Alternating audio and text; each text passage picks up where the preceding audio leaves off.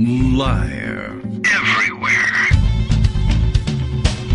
On netrootsradio.com.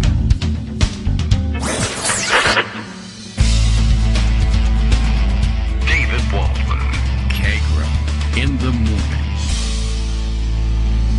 Now, here's David Waldman.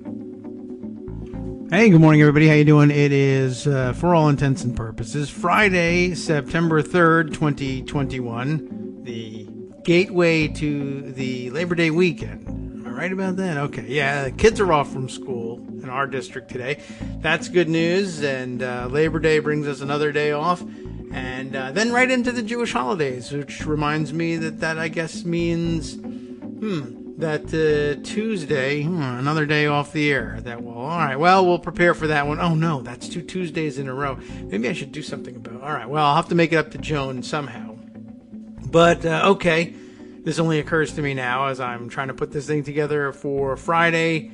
Of course, today, off the air live, but I wanted to leave you at least with a little something to keep you company on your way into the weekend. And you know how it is on a long weekend Friday, everybody's looking to get out the door early, and I'm guessing we might get out the door a little bit early, too. However, there were a couple of stories that I thought it might be fun to bring to your attention. Some things which have slipped through the cracks, sometimes for a long time, sometimes for just a little while, sometimes not at all, as a matter of fact. Although this one spent a few days, I guess, working its way through the cracks. I mentioned to you, let's see, this would have been Monday, I think, that I learned about this weird story which was being reported, and I was not yet caught up on it, about a strange football game that got aired, a high school football game that got aired on ESPN, and there was something really weird and wacky going on with at least one of the participants. And then shortly thereafter, I found a write-up of the story and thought I would share it with you. It's weird, I get distracted by the shiny object. So this one really hasn't fallen through the cracks for all that long. I don't feel bad about not having reported this one yet. Plus, it's about football. But I think there's an angle to it that I think you'll find interesting, even on a show like this one. They don't do any parliamentary procedure in the game or anything like that. It's actually of some interest because it may also impact, I guess, on the ongoing debate about charter schools and the right wing's war against public education, and some of the weird loopholes that they've written for themselves into state laws, so it's easier to operate these charter schools or things like it. And you start to wonder, well, when will one or another of these schools just kind of slip through the cracks in terms of keeping up standards of education? And the right always says, no, of course not. The whole point is to offer the kids a better education than they get now in the public school. So we would never, but guess what? They would.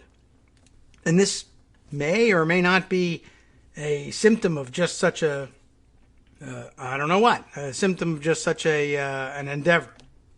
Let's see. So apparently one of the schools involved in the game, a showcase game of sorts on ESPN, top high school football teams in the country. And the idea was that, a lot of these kids would be playing in big time programs next year or in the next couple of years in Division I colleges. So this one school that's involved, Bishop Sycamore, and I guess no one had ever heard of it. And the Columbus Dispatch has run this story here. Bailey Johnson is the writer, and the headline just comes right out. What is Bishop Sycamore? Not who is, but what is. And here's what we know, I guess, about the mysterious football team on ESPN. When Bishop Sycamore took the field in Canton on Sunday to face IMG Academy, ESPN's announcers thought they'd be calling a game between two elite high school football teams. I don't know what IMG Academy, that doesn't sound like any kind of football team or high school that I know of. Maybe it too is charter school of some kind. Anyway, it didn't take long for it to become clear that one of those teams wasn't what it said it was. Bishop Sycamore, which lists Columbus as its location, though there's no address on the website, and the About Us and staff pages on the site are blank, was overmatched from the beginning as it took on the number one team in the country. The game quickly caught national attention as it was broadcast on ESPN's main channel. Social media was aflame with questions about how Bishop Sycamore came to be scheduled for the game when it was clearly not fit to be playing against a team of IMG's caliber. Midway through the second quarter, as Bishop Sycamore trailed 30-0, commentator Anish Shroff acknowledged that ESPN hadn't been able to find evidence to support Bishop Sycamore's claims that they brought a roster laden with Division I talent. Bishop Sycamore told us they had a number of Division I prospects on their roster, and to be frank, a lot of that we could not verify, Shroff said. They did not show up in our database. They did not show up in the databases of other recruiting services. So, okay, that's what you're telling us. Fine. That's how we take it in. From what we've seen so far, this is not a fair fight. And there's got to be a point where you're worried about health and safety. Yeah, I mean, if you send players of a lower caliber, I mean, they're fine kids and football players perhaps, but, if they're up against a top elite program, you worry about those guys on the field with them.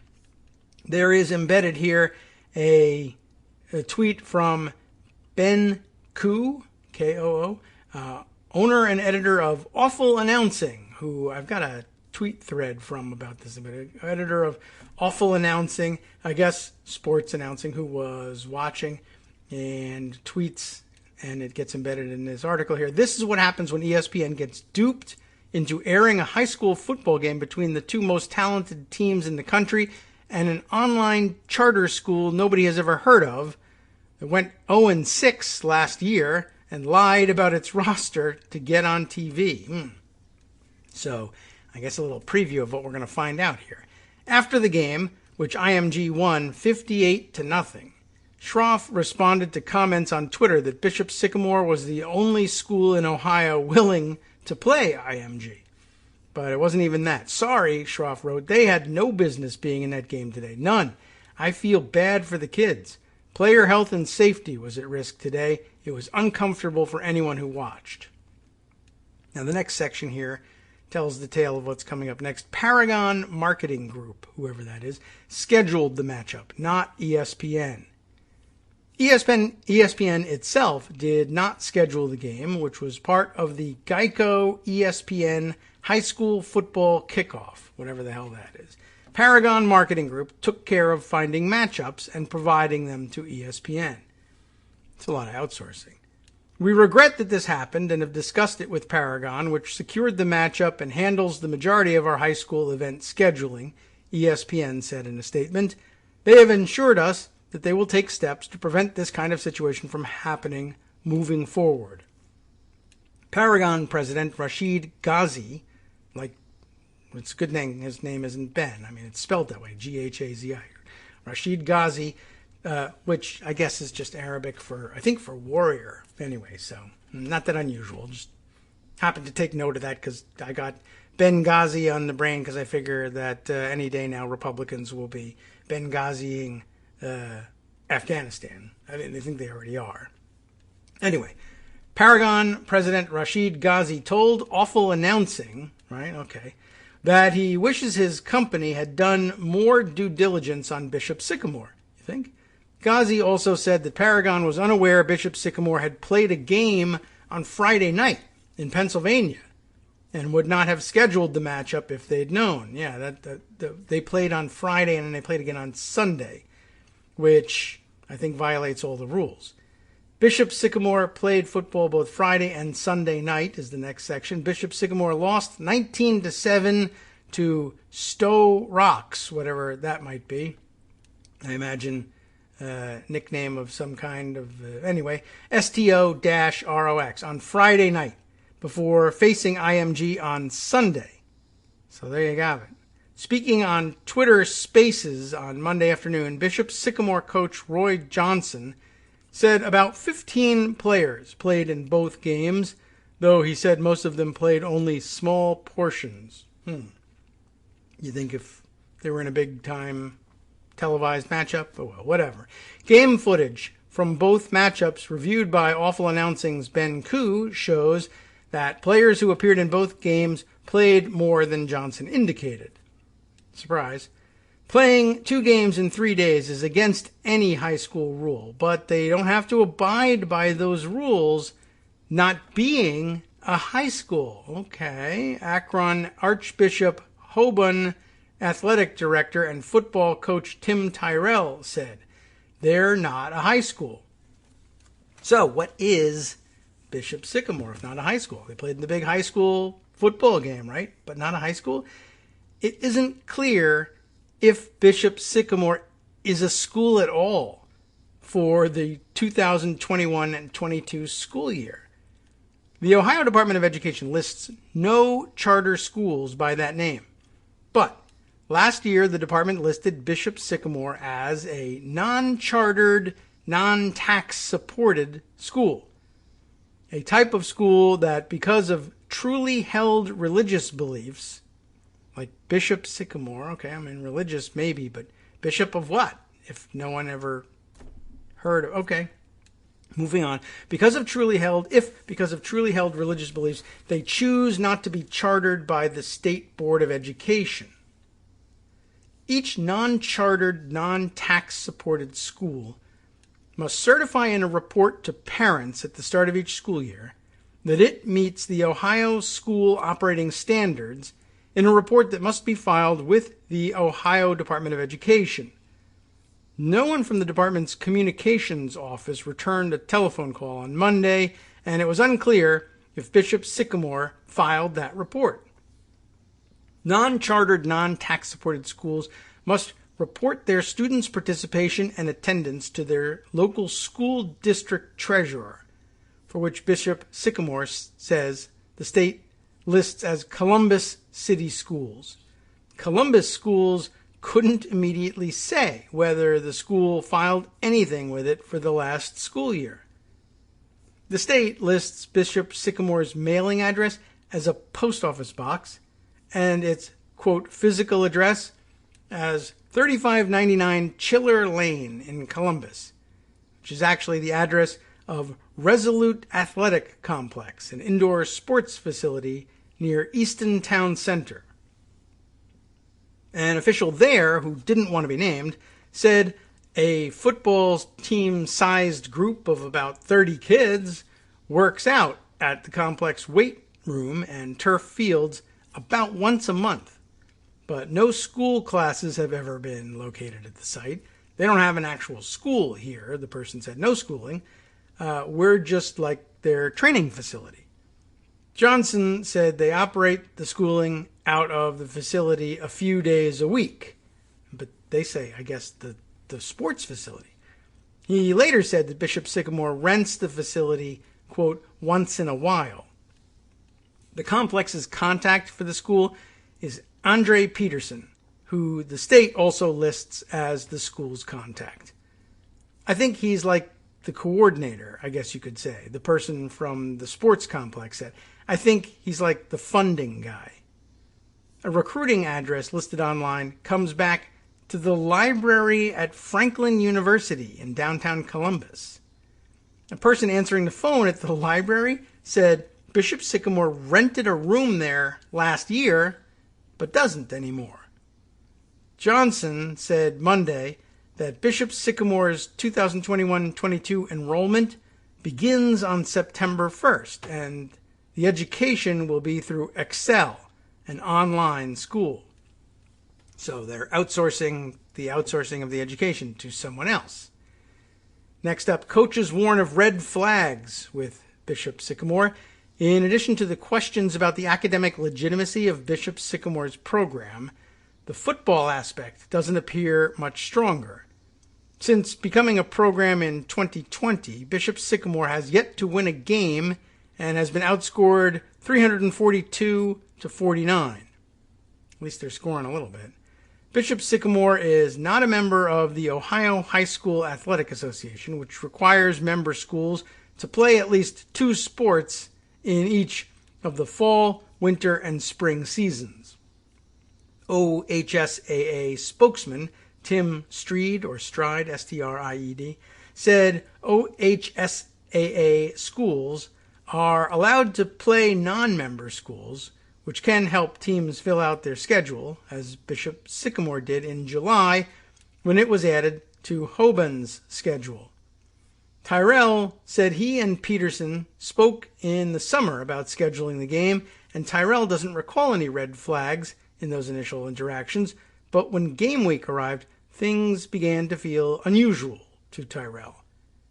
The week of the game was some things were a little bit off-putting. Not having rosters, not having who was actually playing, that type of stuff, Tyrell said. But during the game, we didn't have any issues, other than a jersey issue. They didn't have their light jerseys, so they had to go in the dark jersey. Tyrell received calls from coaches who have previously played Bishop Sycamore, as well as anonymous emails warning him to keep an eye on the roster and the ages of Bishop Sycamore's players, many of whom are believed to be upwards of 19 years old. One parent, whose son was a member of the program in the summer before leaving the team, said his son was one of the younger players on the roster at 18. But when Tyrell brought those concerns to Peterson, he was assured that what he'd been told wasn't true. I trusted him, and we got through the game without any incident, Tyrell said. There isn't anything negative to say about the actual game. The organization side of things leading up to the game, yes. I would second anything anyone says on that side of things about them not being organized, for sure. Next section, Coach Roy Johnson says Bishop Sycamore is a young and growing program. Johnson hit back Monday against the criticism of his programming, getting defensive at points. He painted the program as a young, growing program that needs help to get off the ground and wants to help underprivileged young men create better lives for themselves. That part sounds pretty good. But after over 90 minutes of the interview, no clear answers emerged from Johnson about how Bishop Sycamore operates, how the school hopes to get its athletes into college, or how the team ended up on ESPN. Johnson openly solicited advice and guidance from reporters and others who asked questions during the conversation. "We want to do better," Johnson said. "All the things that you're saying, I'm acknowledging. This is a request for help, wherever we can receive it from. I'm not looking at some of the things we probably should have looked at, and like making sure we have a functional website that explains more about what we do." After over an hour of Johnson speaking, Peterson, whose son is in the program, jumped into the conversation. "I'm not going to quit," he said. "I've never quit anything in my life. To quit would mean I'm quitting on my son, quitting on my family, and quitting on those other 49 young men who are depending on me. If you really care, then help. I can take criticism all day long, and I totally understand it. There's a lot of things we've opened ourselves up to be criticized about." And guess what? That's actually the end of the article here. So it sounds like they might just be operating a football program and not so much a school at all. And even there, maybe only barely operating a football program. I don't know. It's very difficult to say, but what a weird situation. And, at first you say, well, they shouldn't be allowed to do that. They can't just have a football team and nothing else and skimp on the education. These kids aren't getting the education they need. But I don't know if they're any worse than any other. These crazy charter schools that open and close, and yes, they're in existence, and no, they're not. And yes, they have a building. No, they don't. And I guess when you get so lenient that you will say, sure, you can be a school and you're online, but your teachers aren't teaching online. You're just using an online school and saying, all right, Excel is your online school, but everybody who signs up over here on this sheet of paper takes it as Bishop Sycamore. I don't know. I just find that very odd and very weird. Ben Koo, who I mentioned before from Awful Announcing, has a short thread on these guys and just says, so to recap, I guess what his story was, ESPN aired a high school football game between the best teams in the country, right, versus between the best team in the country versus a team that played less than 48 hours ago. And put aside this very bad team from a shady school that lied to get on TV. And put all that aside. He says, you absolutely cannot play 2 games in 3 days. That's insane. And yes, for football it is. Then he goes on to say he spoke to the president of Paragon Marketing Group, Rashid Ghazi, right? You met him just a few minutes ago, whose company scheduled the game. He said he would have canceled the game if they knew that the team had played on Friday. We reviewed Friday's film, and it seems like the players played both games. Update coming soon. And then he comes next with, this is from a message board and should be taken with a grain of salt. That said, some of this has been documented by local outlets. Even if half of it is true, it's just another terribly embarrassing layer of having them on ESPN today. And there's a screenshot here, and it says the 5-second version. It looks like more than 5 seconds, though. They were formed as COF a few years back. I don't know what that means, but okay, COF a few years back. But that program collapsed under fraud and misuse of funds, that including fraudulently obtaining loans and failing to pay numerous vendors and landlords. So they folded that name and called themselves Bishop Sycamore. In the 2 to 3 years they've been BS, that's kind of funny now that I think about it, they've used multiple fake addresses, multiple fake names, fraudulently attached themselves to actual charitable entities without those entities' knowledge or permission, and then created a fake school name to attach themselves to, before giving that up and going back to just calling themselves BS and using a fake address. There is not and has never been an actual school. There is not and has never been a person named Bishop Sycamore. That's the really odd part, right? So what's he the bishop of? Nothing. He's not a person. They use post-grad players, which is one of the many reasons they are not certified by OHSAA or any other certifying body for high school sports. They and their pimp, GSB, I don't know who that is, lie online about their players, their facilities, and their fake Division I offers. Meanwhile, they barely have enough players to cover offense and defense, and they don't have enough uniforms, equipment, and helmets for all the players. Wow, it's a scam from top to bottom, pimped, pushed, and promoted by GSB. Ooh, now I wish I knew who that was. Lastly, he adds this tweet, I have watched extended clips from Bishop Sycamore's games from Friday night and their game yesterday on ESPN versus IMG Academy. They are 100% using the same players. Same QB started, announcers identified them by name, and worse, a lot of them are playing both ways. So not only did they play 2 games in 3 days, but they played both offense and defense. Most of these players did. They got to be exhausted. But at least they won't have a problem getting up early for school the next day because I guess they're not going. I don't know. Very weird story. Not overtly political, but I wonder if you were more knowledgeable than I am about the charter school issue, particularly in Ohio, could you push your way through that and find a really, weird breakthrough story that really could make it that much more political? I bet you could. It's just, it won't be me doing it. That's all I can say. Okay, and now for something completely different, as they used to say on Monty Python, right? Just gonna shift gears and roll right into this next story. Just another one that fell through the cracks, or I guess the first of the ones that actually fell through the cracks, as opposed to the football story, which probably would have fallen through the cracks today, tomorrow, and the next day. Anyway, so on to a little bit of a backgrounder about Lauren Boebert, everyone's favorite. This in the Washington Post from August 19th, written by Isaac Stanley Becker, who gives us this cheerful bit of news. Boebert pushed to loosen drilling rules. Not surprising for someone like her. She failed to disclose her husband's income from energy consulting. Also not particularly surprising, but, newsworthy for sure. Her husband made nearly $1 million from energy consulting in the past 2 years. The Colorado Republican belatedly disclosed this week. And she seems pretty millionaire-ish. So I'm not sure what she was hiding. And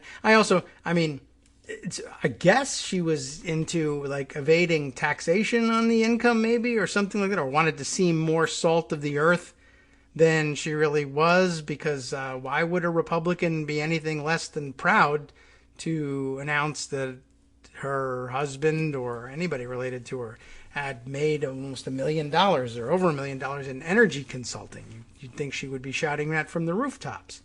But she was whispering it to no one in particular, into her sleeve, apparently. And let's just read the story. When Lauren Boebert, the gun-toting Republican firebrand, was running for Congress last year, she traced her income to Shooter's Grill, a restaurant she and her husband own in Rifle, Colorado. And I think we all know about Shooter's Grill. We've talked about it a little bit since she's been elected, but we talked about it even beforehand. It was just, came up in the gun fail context a while back. And anyway, there you have it. She suggested her husband also did some consulting, listing Boebert Consulting - spouse on her candidate form, but identified his income source as NA, which I don't know. It is applicable. I don't know why she said it's not applicable, but she says it's not. Or maybe maybe it's just not gonna tell you. I don't know what. She may have no idea what NA means. That is a possibility. It just means I don't want to tell you to her. Anyway, now with Boebert not just in Congress, but on the House Natural Resources Committee, where this is extra important, she has revealed that her husband made $478,000 last year working as a consultant for an energy firm.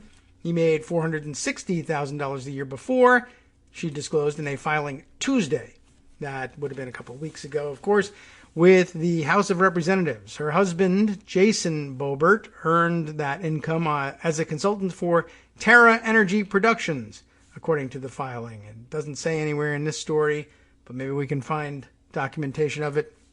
I figured he probably earned his money in something more respectable than that. I don't know how much money there is in exposing yourself to teenagers in bowling alleys, but I think that's where I first learned about what Jason Boebert does with himself, I guess in his spare time. Was actually arrested for it a couple of years ago. All right, well, anyway, I think that's him. I guess I better check now. I'll check later. Boebert has been a staunch advocate for the energy industry during her first 6 months in office, introducing a bill in February seeking to bar this president anyway, from issuing moratoriums on oil and gas leasing and permitting some on federal lands. Federal law, of course, requires members of Congress as well as candidates to file financial disclosure statements that include the income and assets of spouses and dependent children. Boebert's failure to report her husband's income from energy consulting plainly violates that requirement, said Kedrick Payne, Senior Director for Ethics for the Campaign Legal Center and a former Deputy Chief Counsel in the Office of Congressional Ethics. It's a lot of ethics in his resume. Voters have a right to know what financial interest their elected officials might be beholden to, he said. Payne said the matter should be reviewed by the Office of Congressional Ethics to determine whether the discrepancy arose from an oversight or an intentional failure to disclose. An intentional failure, quote, could be criminal, he said, with the potential to result in large fines and possible imprisonment. Ben Stout, a spokesman for Boebert, did not respond to a request for comment, but he told the Associated Press, which first reported the discrepancy, that Mr. Boebert has worked in energy production for 18 years and has had Boebert Consulting since 2012, which makes it all the more surprising that they would forget. Boebert Consulting was formed in 2012, but is classified as delinquent, a juvenile delinquent, exposing himself to teenagers. And it's classified as delinquent according to the Secretary of State's office, meaning it hasn't filed the necessary reports or kept a registered agent on file. No business by the name of Terra Energy Productions is registered in Colorado, according to a database maintained by the Secretary of State's office. Have you looked up Bishop Sycamore Energy Production? Is that out there anywhere? Wow, everybody's faking it here. No wonder they think there's no rules. They've been getting away with this since 2012. No business by the name of Terra Energy is registered anywhere in Colorado. According to a database maintained by the Secretary of State's office, Terra Energy Partners is an oil and gas exploration and production company, maybe, headquartered in Houston, and its vice president for human relations, that's human relations as opposed to human resources, confirmed that Jason Boebert has performed work for the company since February 2017 as a contracted drilling foreman. Mr. Boebert's relationship with Terra is limited to oversight of the firm's drilling rig operations, said the vice president, Suzanne Smith. Terra Energy Partners follows all state and federal regulatory requirements and has never engaged Mr. Boebert on regulatory or government relations activity. We will see.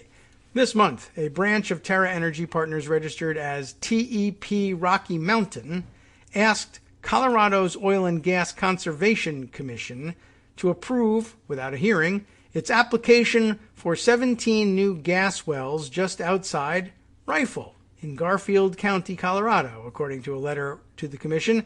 The application, originally filed in May, has faced blowback from Colorado's chapter of the Sierra Club, among others. Boebert's belated disclosure of her husband's income came on the same day the Federal Election Commission inquired about her usage of campaign funds for personal expenses. Another thing that should land her in front of the Ethics Committee.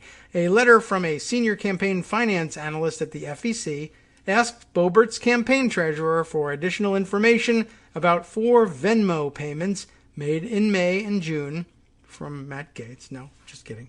Made in May and June of this year, totaling more than $6,000. Filings describe each payment as a personal expense of Lauren Boebert billed to campaign account in error. That's in quotes. The filings say the expense has been reimbursed. That explanation did not satisfy the FEC analyst, who told the campaign's treasurer to, quote, inform the commission of your corrective action immediately in writing and provide photocopies of any refund checks and or letters reattributing or redesignating the contributions in question. Boebert's re-election campaign did not immediately respond to an email from the Post. Boebert, 34, toppled Scott R. Tipton, a 5-term incumbent in last year's Republican primary, and won handily in the general election for Colorado's Republican-leaning 3rd District, which encompasses most of the state's energy-rich western slope. Soon after winning, she began talking about her aspirations for energy development. There certainly is uranium that we could work to extract, and I would love to be a part of that, she told Colorado Public Radio in December of 2020. And I don't know where the uranium is going. Maybe she's selling it to nefarious foreign actors. I don't know. I have no reason to believe that, of course, but wasn't there something with some other woman who was elected to federal office? They were hounding her about something about uranium, etc., etc. Can't put my finger on it, but I'm pretty sure that definitely happened. Anyway, you all know what I'm talking about there. And, one thing I think I'll do is I looked up, by the way, and grabbed some old stories about Lauren Boebert and her arrest record and her husband's arrest record. And I don't think it would really do to go over that now, although it would eat up a good part of the rest of the show and help me finish in that sense. But, not really stuff that has slipped through the cracks and doesn't really qualify for this compilation show, if you will. All right. Now, there's something that slipped through the cracks yesterday that I really meant to work into the show when we were talking about upheaval in Trump world and problems, legal problems for Giuliani and for Trump as well. And there was a development that I meant to get on the record. We'll do that now. I have CNN's report here. House Democrats can get some of Trump's tax records, finally, from the accounting firm Mazars USA, a judge rules. Caitlin Polance wrote this, and this did slip through the cracks on August 11th. Now, I was away at the time. Oh, and Tierney Sneed also, really? Wasn't she from TPM, and now it's CNN or something like that? That's interesting as well. This was on August 11th. As I said, I was away on my big trip, so I didn't get to read through this, but I haven't really seen anybody mention it in the time since. And I don't think anybody made a big deal of it at the time either. This report is here, but anyway, I missed it, even if you didn't. The U.S. House should be able to access some of Donald Trump's tax records through a subpoena to his accounting firm, Mazars USA. A federal judge in Washington, D.C. ruled on Wednesday. Of course, that was back in early to mid-August. The ruling is a resounding loss. Yay! A resounding loss for Trump, given that the accounting records appear to cover financial information that the former president has fiercely protected. You're really good at getting stuff done, or whatever, you dotard. Way to lose more cases. It is a major step forward toward resolving the long-running fight over access to Trump's tax records. Trump has been able to delay the subpoena by taking the case to court, appealing all the way to the Supreme Court. That legal fight has lasted more than 2 years. That was always his strategy, of course, and to some extent that has succeeded.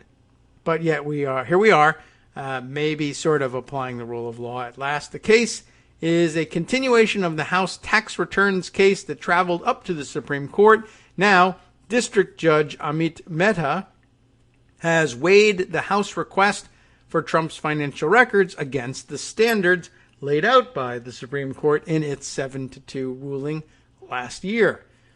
With that Supreme Court opinion in mind, Mehta, M-E-H-T-A, by the way, Mehta, upheld the parts of the House subpoena that were targeted at the lawmakers' stated need for considering legislation around the Foreign Emoluments Clause issues and the General Services Administration's lease with the Trump Hotel at the old post office building in Washington.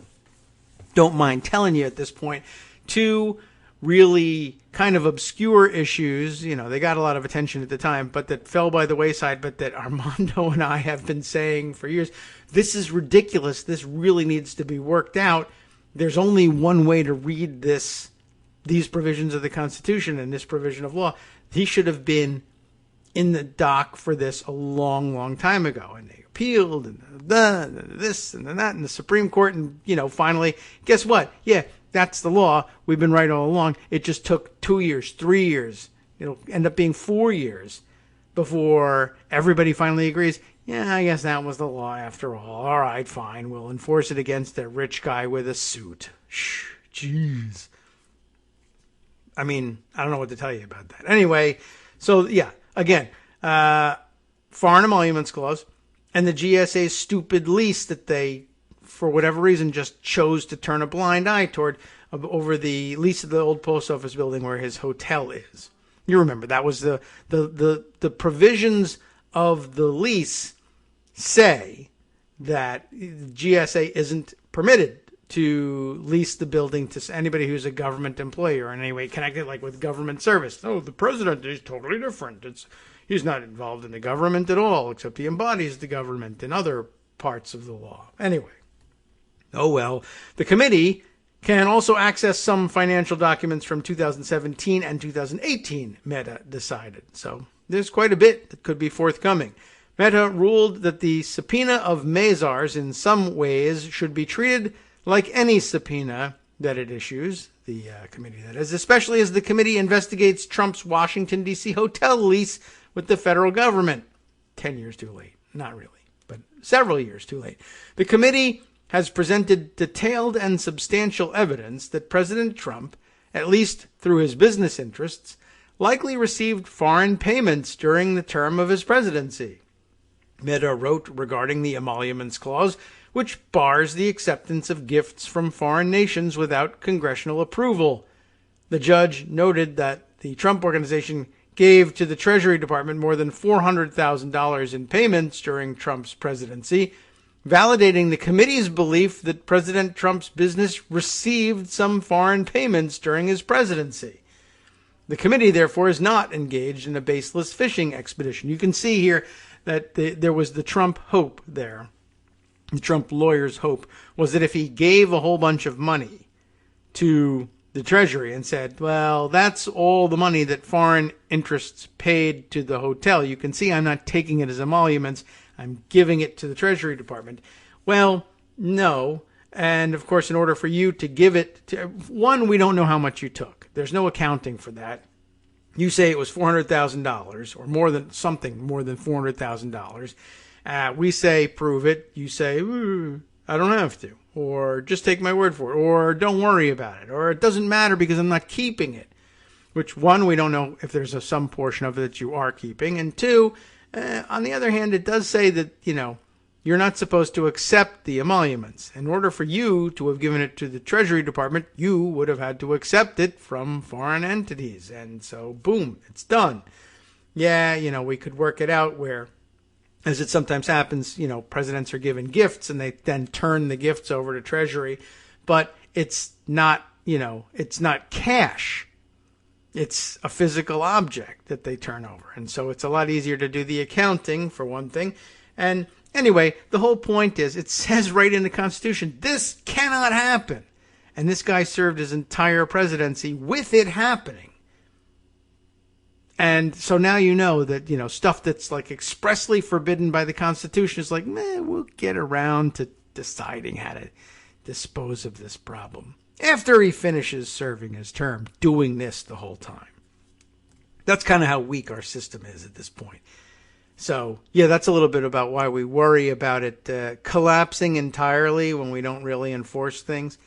Anyway, Mehta did say the committee, therefore, is not engaged in a baseless fishing expedition, but Mehta said the committee couldn't get tax records about Trump that date from before his presidency, back to 2011.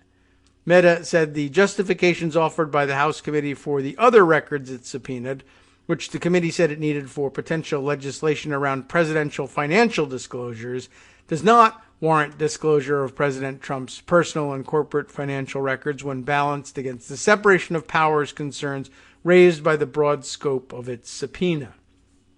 That might not be a crushing loss for them or for me, quite frankly. The House Oversight Committee first issued the subpoena for the Trump financial records held by Mazars in April of 2019. Now that I'm thinking about what I just said, it might not be a crushing loss. That's true, but what I think it might end up standing for is as precedent for other rich a-holes to run for president and say, no, I'm not going to show you my taxes. And then you'll sue and whatever. Or, for instance, we pass some legislation that says you can't be on the ballot unless you show your tax information, and another presidential candidate may sue about that and say, no, you're not entitled to financial information, by law from before I become president, or if I become president, whatever. But, and I mean, that might actually become a problem, and it might stand for the proposition that other people can essentially do what Trump did. If they don't continue criming in office, which I don't know why they'd be running for office if they're hiding their tax records, it's a pretty good bet that they want to do some criming in office, I guess, maybe, but it's not always going to be necessarily true. So with the hope that they remain honest in office, you're going to be stuck. In other words, yes, he's now set the precedent that rich people or people rich enough to pay their high-priced legal bills don't have to disclose their taxes. And no law it may be the case that no law can make them do it. So that sucks. Thanks a lot, Donald Trump. So where was I? The House Oversight Committee first issued the subpoena for the Trump financial records held by Mazars in April of 2019. And even that was late in coming. They should have been asking for that. Well, the House should have been asking for it right from the beginning. But the House was controlled by Republicans at the beginning, so they weren't going to do that to the Republican president. But then the House turned over into Democratic hands in January of 2019. It took them around to April to even start asking. They're really dragging their feet about that. The following month, Trump filed a lawsuit in federal court seeking to block Mazars' compliance with the subpoena. Mehta initially upheld the subpoena, as did the U.S. Court of Appeals for the D.C. Circuit, prompting Trump's appeal to the Supreme Court. Chief Justice John Roberts' majority opinion backed Congress's authority generally to issue subpoenas for a president's personal financial records, but he instructed lower courts to weigh those subpoenas against, quote, special concerns regarding the separation of powers. In considering the records that the House committee was seeking for its investigation into the Trump Hotel's GSA contract, Mehta found that the separation of powers principles have little, if any, force.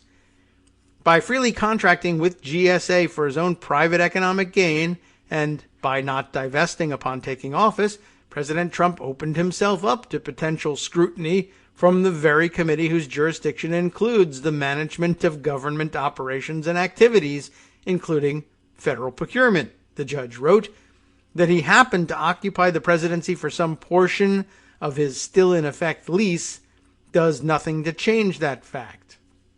That doesn't even address the impropriety of there ever having even been such a lease, given who he was. Representative Jerry Connolly, who leads the House Oversight Subcommittee overseeing the GSA probe, said in a tweet that it was a good thing lawmakers will see some of Trump's tax records, but he condemned how long it's taken for the case to play out. We issued this subpoena 2 years ago. That he was able to run out the clock and avoid accountability until he left office is not a victory for the rule of law. It is an abject failure, the Virginia Democrat said. I have to say, I think he's right. House Oversight Chair Carolyn Maloney said in a statement that she was pleased the court had found that the committee was entitled to some of the records it had been seeking. While it's disappointing that the court, despite finding that the entire subpoena served valid legislative purposes, narrowed the subpoena in some respects, the committee is actively considering next steps, the New York Democrat said. I think they should have had those steps ready to go in all this time.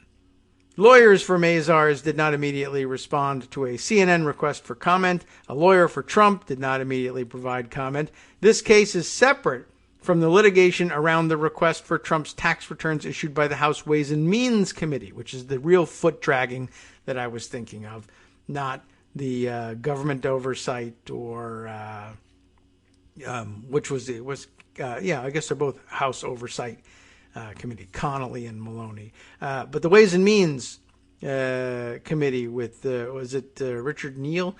They were really dragging their feet. And that has apparently nothing to do with this one. That case is separate.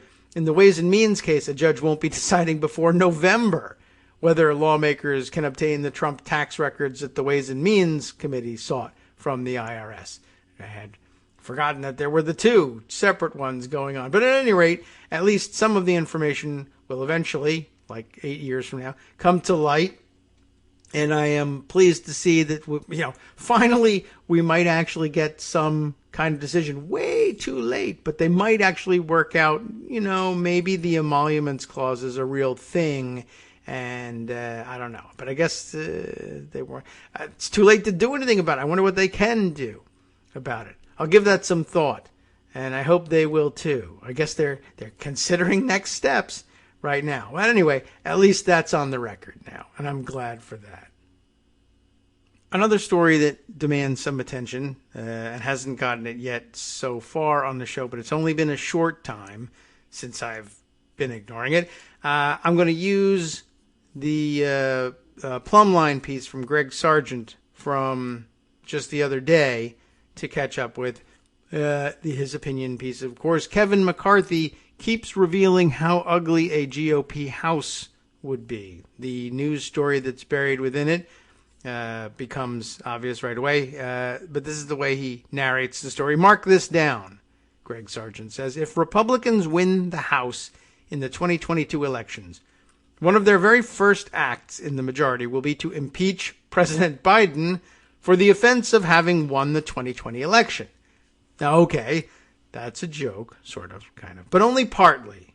He says Republicans would not put it in those terms, of course, but that would be functionally what they are doing.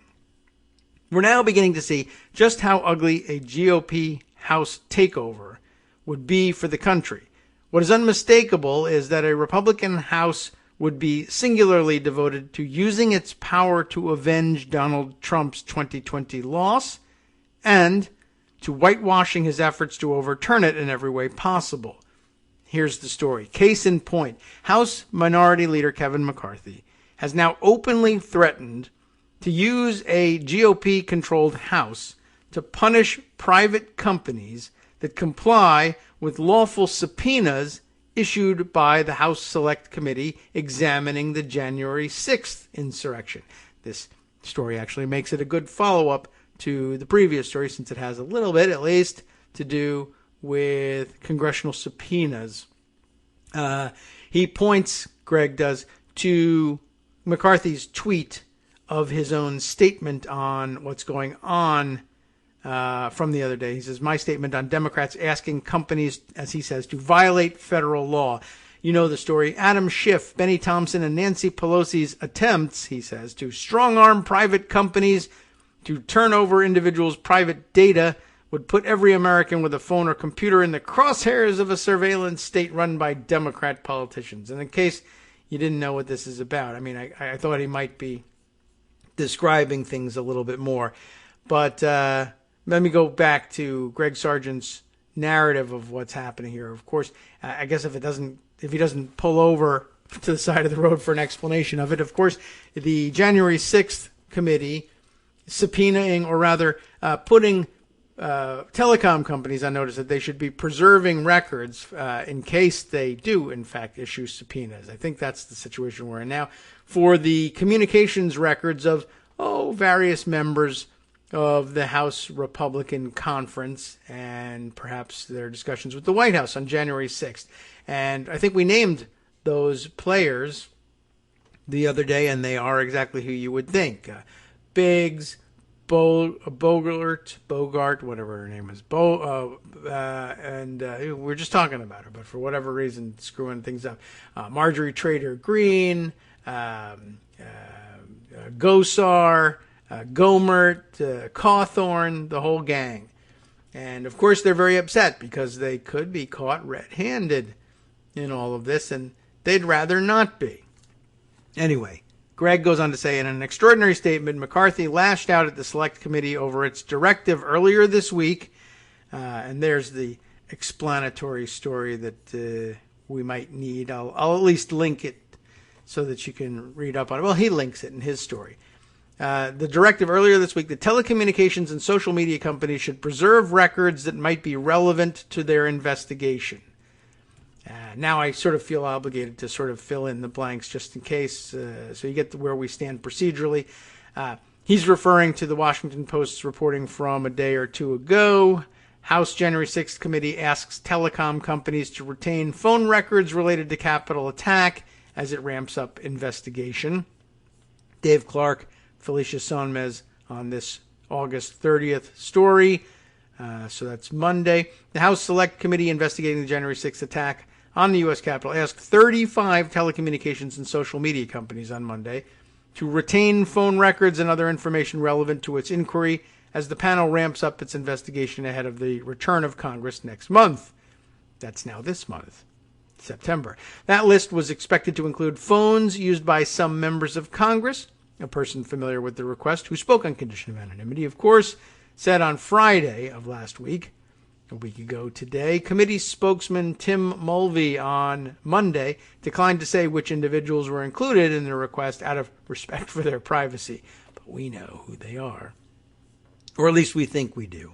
Maybe that tweet that we read about on Wednesday? I don't know. Or what day it was earlier this week. Might have been Monday. That listed them. Although now I'm wondering, did I read that? Yeah, I don't really remember when we may have read that one. And it occurs to me that it might have been, I don't think so.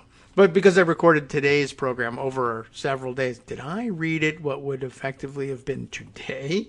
I hope I haven't lost track of time that badly. All right. Well, that's what's going on. And all the Republicans object. And McCarthy is angry about it. And he steps out in front, as he should, as Republican leader, saying, no way. But what does he mean, no way? Well, we'll go back to Greg Sargent's telling of it, and he'll tell you exactly how bad McCarthy's statement ends up getting. McCarthy said that if these companies turn over any information, they'll be in violation, in his opinion, of federal law, which I don't think they will, especially if they are acting subject to subpoena. Adding, though, that a Republican majority, should they win it back, will not forget and will stand with Americans to hold them fully accountable. So what does this mean? That is an explicit threat to use the, quote, Republican majority, his words, to punish compliance with congressional subpoenas that serve an investigation into an effort to overturn U.S. democracy through mob intimidation and violence. Just so you know what's in the offing here. It should be noted that the Select Committee hasn't even issued any subpoenas along these lines. It has only directed the companies to preserve records in preparation for possible subpoenas later. What's more, despite McCarthy's lurid claims about potential law breaking by these companies, subpoenas targeting private entities are in fact routine in congressional investigations. These companies have a legal obligation to preserve the records. Ethics expert Norman Eisen told me the committee has the legal authority to get this critically important evidence. So, McCarthy's line is utterly bogus, but Democrats cannot stand by in the face of this naked effort to use the threat of a GOP majority to cripple an accounting into an effort to wield mob violence to thwart a legitimately elected government from taking over. One option for Democrats would be to refer McCarthy's threat to the House Ethics Committee, Eisen says, under a House rule against bringing discredit on the House. That could result in punitive action such as a censure or a fine. Yeah, right. I mean, it could. They have a majority. Indeed, Eisen notes that if the Ethics Committee investigated McCarthy's threat, it could conceivably find more by using its power to question McCarthy about his true intentions, or even locating evidence that could implicate McCarthy further. I don't know that he's going to testify. He's pretty dumb. I guess he could screw it up. But as long as he goes there and says, that wasn't my intention was something completely different, and just continues with that story, there won't be very much that they can do. This would require analyzing, though, whether McCarthy's threat is protected as congressional speech and debate, and if it's not, whether it runs afoul of any federal laws, such as the one prohibiting obstruction of congressional investigations, Eisen says. That's what the Ethics Committee should try to determine. Eisen notes, adding that depending on what else is found, a referral to law enforcement cannot be ruled out. If the Ethics Committee undertakes an investigation and finds additional evidence that McCarthy is strong-arming these companies or their lobbyists directly, it's not out of the realm of possibility that they could make a referral to DOJ, Eisen told me. I see it as clear obstruction of justice, Eric Swalwell told me. He's telling the communications companies not to honor a lawful subpoena, or there could be some penalty down the line. Swalwell said a referral to the Justice Department should be considered. Now, consider the larger context. The threat comes amid a climate in which some House Republicans are relentlessly downplaying the seriousness of the insurrection, and others have taken to describing the January 6th rioters as akin to victims and heroes. On some level, many House Republicans plainly think the underlying cause of the rioters was righteous and just, even if they publicly condemn the violence itself.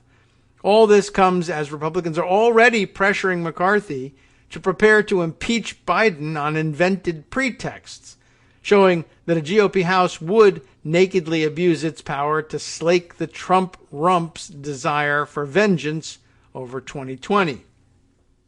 What's more, Republicans themselves are implicated in the insurrection. McCarthy may be questioned about screaming at Trump to call off the rioters.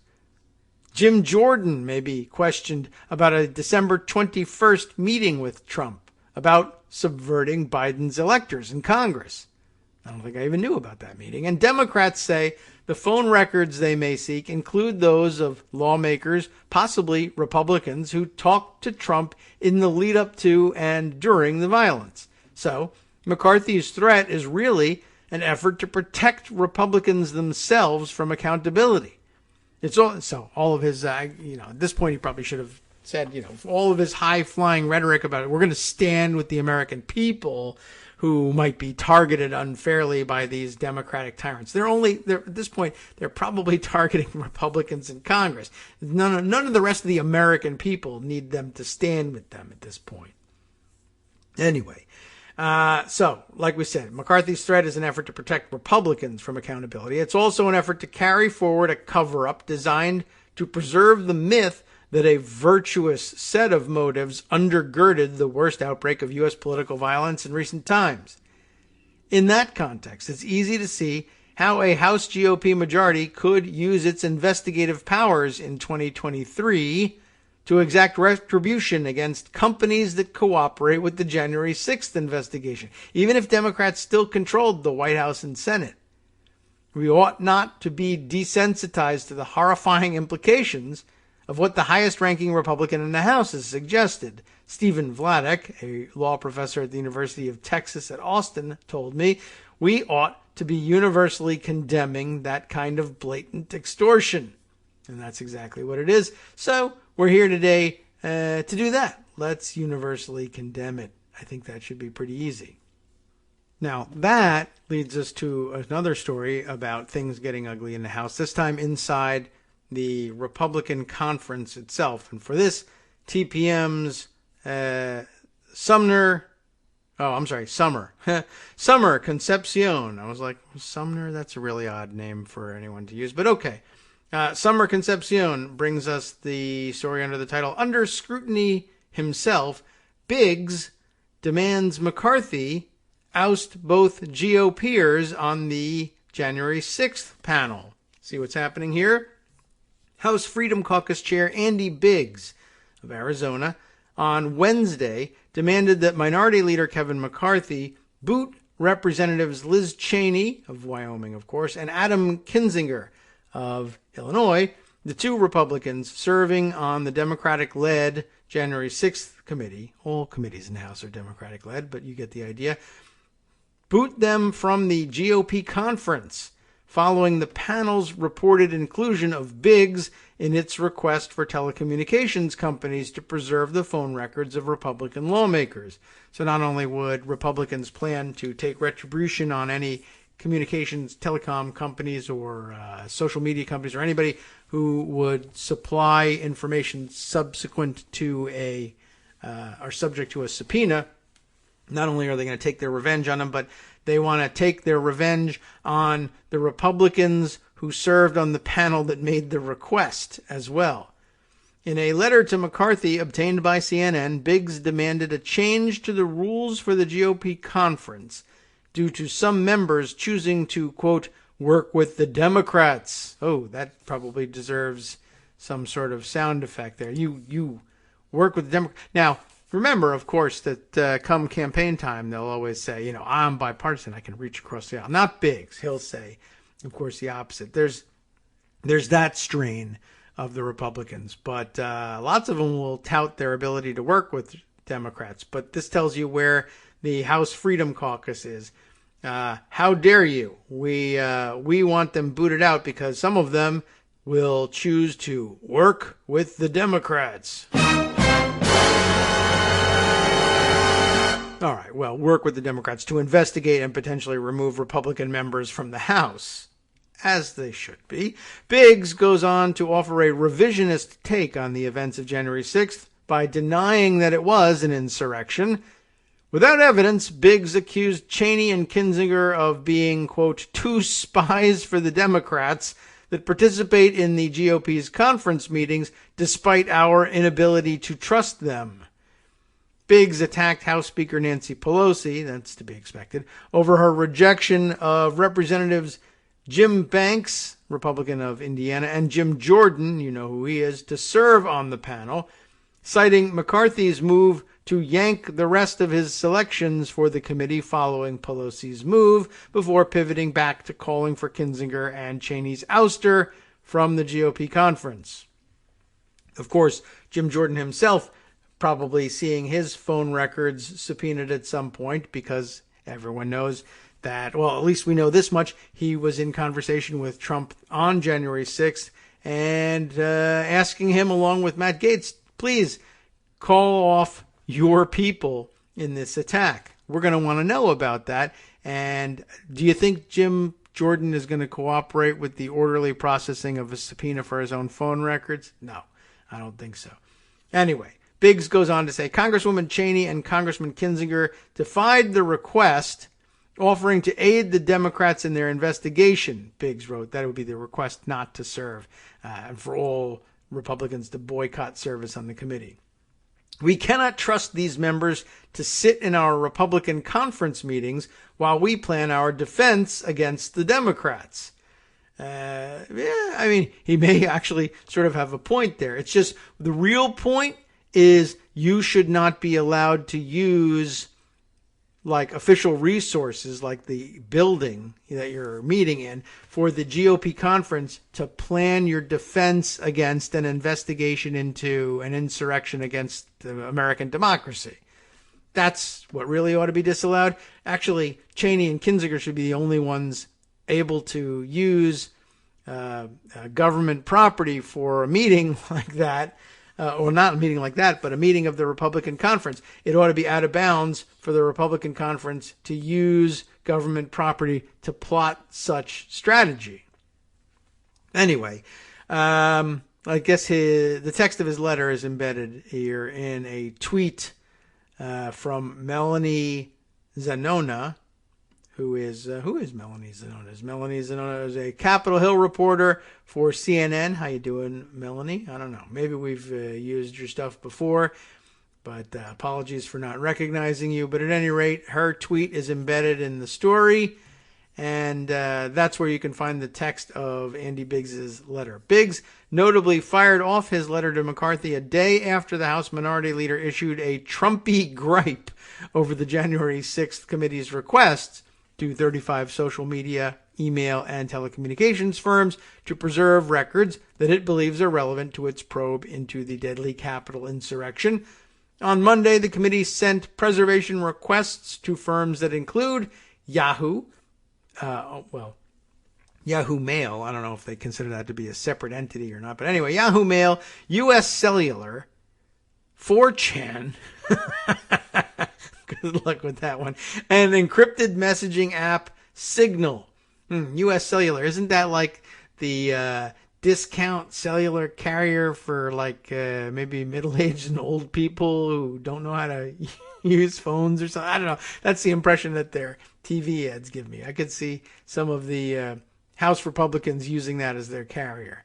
I wonder what the ownership of that is and whether it's particularly Republican. Anyway, although it's unclear who the individual targets of the request are, CNN reported that Biggs is among the Republican lawmakers that the panel is requesting phone records from after it concluded that each of them played some role in the Stop the Steal rally that happened hours before the deadly Capitol insurrection. I keep saying it's deadly. That's good. In addition to Biggs, the panel reportedly seeks the phone records of Representatives Lauren Boebert, Marjorie Taylor Greene, Jim Jordan, Paul Gosar, Mo Brooks, Madison Cawthorn, Matt Gaetz, Louis Gohmert, Jody Heiss, and Scott Perry, otherwise known as the academic quiz team of the House Republican Conference. Wow, okay. Oh, what's this? A correction at the bottom. Let's see what that... it's already been made, but I'm curious what got changed. The original headline incorrectly stated that Biggs's phone records were requested by the January 6th committee. As the story reports, the committee has merely asked the telecommunications companies to preserve records at this point so they could request them later. Okay, well, that is very interesting, and that's, one step further in just how ugly things are getting. Now, there's a couple other things that I guess are related that I would like to put on the record about. We'll use the January 6th hook to pivot to this interesting story from the Daily Beast. Capitol rioters turn on lawyer who has gone AWOL. This by Justin Rohrlich in the Daily Beast just the other day. John Pierce. Now, I've seen Pierce's name all over the place as representing dozens of these Capitol Hill rioters. And I believe we also mentioned that he is representing Kyle Rittenhouse at some level as well. But maybe that's come to an end. I'm not sure. Check the story out, though. John Pierce, the MAGA-minded lawyer and anti-vaxxer, representing scores of defendants charged in the January 6th Capitol riot, and who I believe we read the other day, he's seriously ill with COVID and hasn't been making his appearances in court of late. And I understand from Twitter conversation the other day that someone else, but they don't know who this other person is, not an attorney, but maybe a paralegal or just someone who works with him, who's been making attempting to file his paperwork and make appearances on his behalf, which is not exactly allowed. But, I didn't follow the whole story, that angle of the story all that closely. But anyway, he's disappeared from public view, it says. He was fired by one of the January 6th Capitol rioters after just 10 days on the job and 9 days since he mysteriously disappeared from public view. He signed on with him 10 days ago. For 9 of those days, he's been absent completely. On August 23rd, Pierce was hired by accused insurrectionist Deborah Lynn Lee. And I told you, the name Lee always associated with bad news for some reason, even among the women. As the Daily Beast reported this week, he hasn't been seen since. Lee has now apparently had enough, telling the judge in her case on Thursday she'd rather be assigned a public defender than continue working with Pierce. She is the third January 6th defendant to cast Pierce aside, and the first to let him go in the wake of his sudden and shocking vanishing act. So that wasn't the reason that 2 others fired him. When Pierce skipped another client's court hearing on August 24th, his law partner, a 30-year-old law school grad named Ryan Marshall, who you see he's listed as a law school grad, which usually means you're a lawyer, but of course not until you pass the bar. And I guess he hasn't, because Ryan Marshall is not licensed to practice law anywhere in the United States, but he showed up anyway in Pierce's place. Marshall told the judge that Pierce was in the hospital with COVID-19, on a ventilator and unresponsive. A few hours later, a colleague of Pierce's, or a friend, depending on who you ask, said in a statement that Pierce, 49, was in the hospital with what he thought might have been COVID, but was actually dehydration and exhaustion, which is kind of actually 2 of the symptoms of COVID-19, but whatever. But Marshall had previously also claimed that Pierce had been in some sort of accident, and another person close to Pierce said that he had in fact been hospitalized but was not on a ventilator. Since then, Marshall, who is under criminal indictment in Pennsylvania on 15 felony charges stemming from an alleged scheme that bilked an elderly widow out of $86,000, has repeatedly feigned ignorance about the specifics of Pierce's condition. Pierce is sick, Marshall insisted to the Daily Beast, but said he hadn't seen him and only knew what I was, quote, what I was told. That sounds very convincing. At a hearing for Lee in D.C. federal court on Thursday afternoon, Marshall told the judge that Pierce remains seriously ill and spent all of yesterday sleeping, but is not in the hospital. He's just sleeping at home. Is not intubated and has been well enough at times to speak to Marshall by phone. Marshall said he had located a licensed lawyer to assist with Pierce's January 6th caseload, but that she was a bankruptcy attorney and not a criminal defense attorney who was permitted to practice in Alabama and Florida. Like, you... Really? So that was the result of your search. No wonder. I don't know what to say about you and your prospects of passing the bar. However, this person is... This person is also sick and could not appear until a later date, Marshall said. Arrest this character immediately. Oh, my God.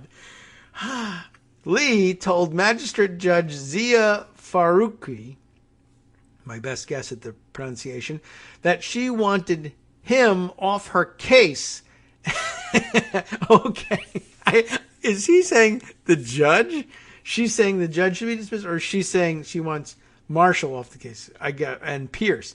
Lee told because I can see it for a minute there. I thought, and I mean, I don't know. I haven't read. If I read the next paragraph and find out that this is the case, I'm going to drop dead. That these January 6th rioters would come in and say, "What's your name, Zia Faruqi? I want you off my case." They would do that. But let's see. Lee told Magistrate Judge Zia Faruqi that she wanted him, I don't know who, off her case and would prefer to be represented, thank you, by public defender Kara Helverson. Or I guess any public defender, but I guess that's the one that would be assigned. So Lee says to Judge Faruqi, I want Pierce and Marshall off my case, and I'd rather have the public defender. Okay. That's, at least she didn't do, the worst possible thing. Anyway, these are pretty unique circumstances, Faruqi responded, asking Lee if she would be comfortable having Pierce on her defense team as co-counsel when and if he resurfaces. Lee nixed the idea, saying she was bothered by Pierce's fundraising activities. And there's a link to them. Another Daily Beast story. And by the way, that Daily Beast story, can I just at least open it up? I don't know if Daily Beast is going to let me read the story anyway. Kenosha shooter Kyle Rittenhouse's supporters feud over fundraising cash. And that's a fund that Pierce apparently administers.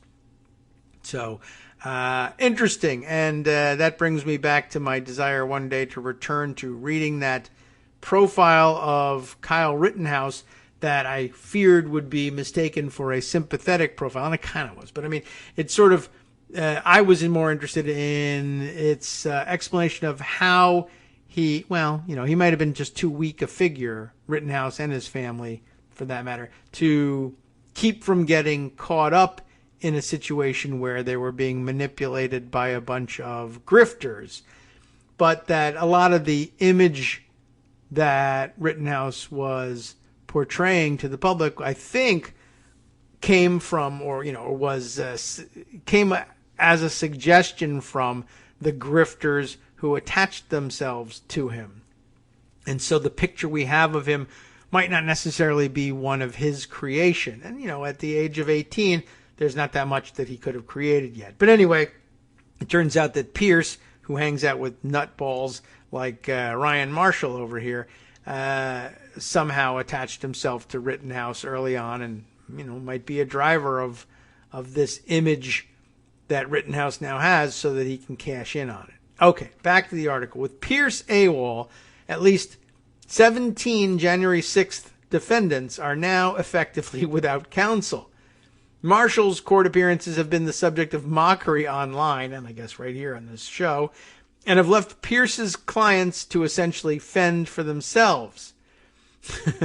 And we got to do some censorship here of Marshall's mentions here. I am being effing, he says, destroyed by the media, Marshall told the Daily Beast in a text message after Thursday's hearing. I think they told us in law school not to do that. Pierce, for his part, is an outspoken pro-Trump firebrand who previously said he'd never get a COVID vaccine. Well, didn't say he'd never get COVID anyway. He thinks COVID is a big conspiracy theory. Pierce's ex-wife, Alice, maybe it's Alyze. I mean, is that a variant of Alice or I don't know what? Or Alize, I don't know. Anyway, he thinks COVID is a big conspiracy theory, but I got the vaccine and so did my 3 kids. Okay, I don't know if they're kids by Pierce, but I guess that's supposed to be inferred. In 2018, Pierce, who lost a previous job for physically assaulting a coworker, called his now defunct firm, quote, the fastest growing law firm in the history of the world.